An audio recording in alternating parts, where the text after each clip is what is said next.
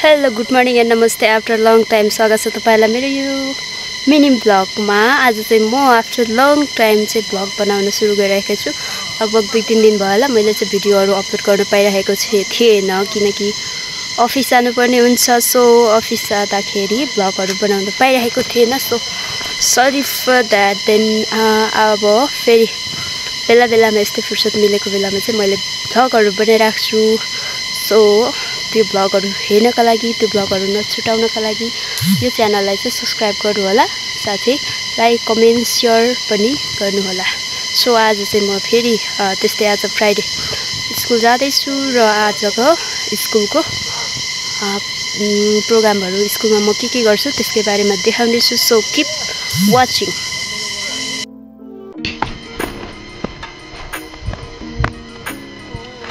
Hello मामाले त सारे के गर्नुहुन्छ त? कसको?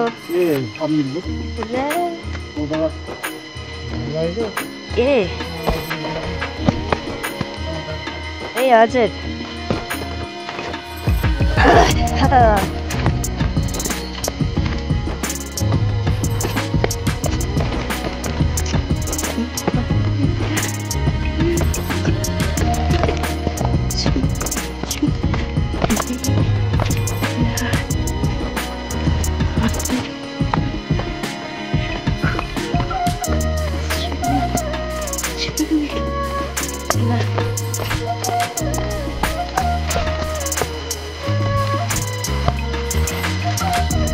ला बाँसपत्ती त ढलेर ध्वस्त पार्नु भएछ त।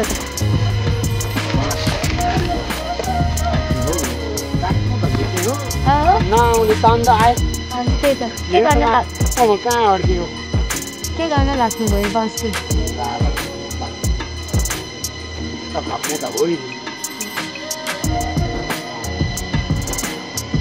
ए हजुर हजुर।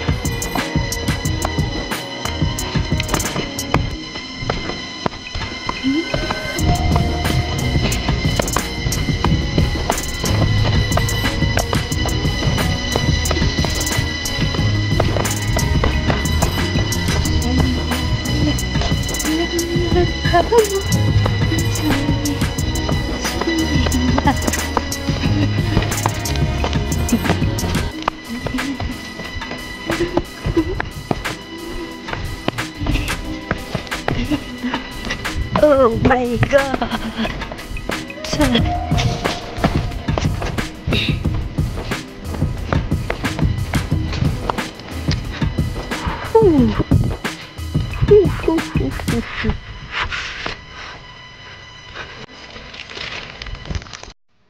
सो मैले तपाईलाई स्कुलमा आज के गर्छु भनेर देखाउँछु भनेको थिएँ। ल हामीले चाहिँ स्कुलमा तीजको दर खाने प्रोग्राम राखेको थियौँ। त्यसै अनुसार हामीले तीजको दरको लागि सामानहरू रेडी पार्यौँ। त्यसपछि फोटोहरू खिच्यौँ अनि त्यसपछि रमाइलो गऱ्यौँ। तीजको दर पनि खाइयो।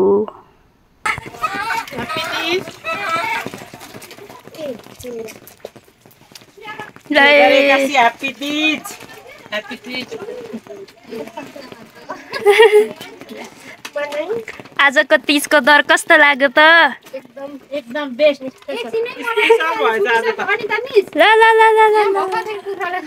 तपाईँ आज के खाँदै हुनुहुन्छ? खासमा यो के को पार्टी हो रे? के यो पार्टी चाहिँ तीजको अरे। ल अब यस्तो थाल भेटेला ल अनि कासाको थाल पाउनु त एकदम राम्रो।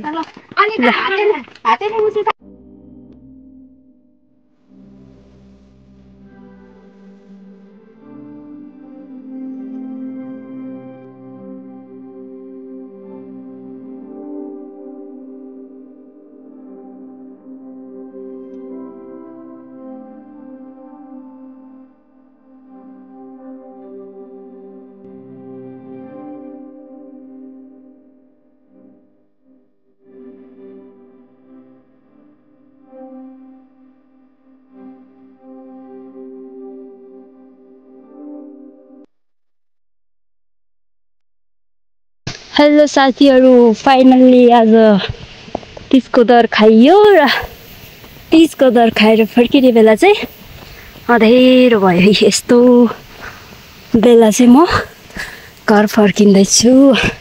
सो आज चाहिँ एकदमै रमाइलो भयो। जे भए पनि रमाइलो गर्ने एउटा बाटो हो तीजको दर भनेर। सो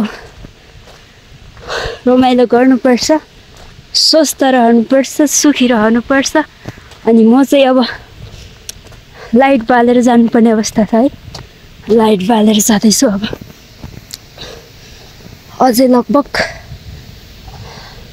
अलिक समय लाग्छ। सो तपाईँहरूकोतिर के छ अवस्था, तीजको रौनक कस्तो छँदैछ भनिदिनुहोस्। सो अब कालै पो देखिँदो रहेछ त, केही देखिँदैन हो, यस्तो भएछ।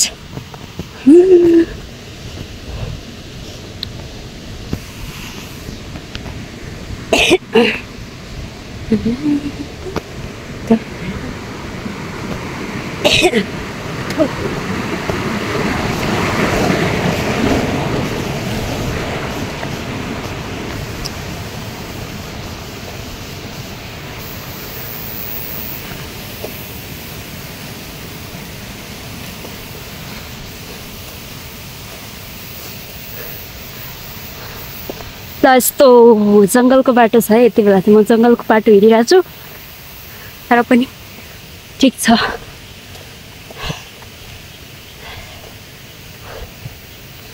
सो अब चाहिँ आजको भ्लग चाहिँ यति नै।